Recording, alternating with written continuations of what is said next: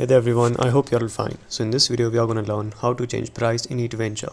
So without further ado, let's find out. So click on the app. As you can see, it's loading right now.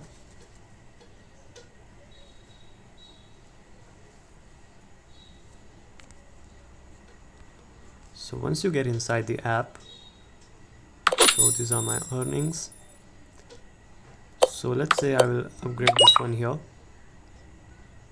and see the price is 15.2k, but once you upgrade it to a certain level, let's see what's the price right now.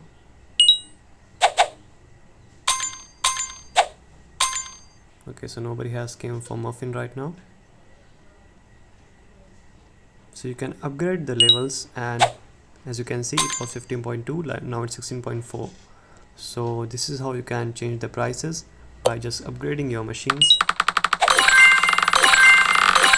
So if you upgrade the levels, you can change the price, and that way you can charge a higher price, but there is no direct way to put some values. Actually that's fake. You cannot put manual prices. So that's how you can change price in Eatventure. So that's it for today guys. Hope you found the video helpful. See you soon. Have a good day.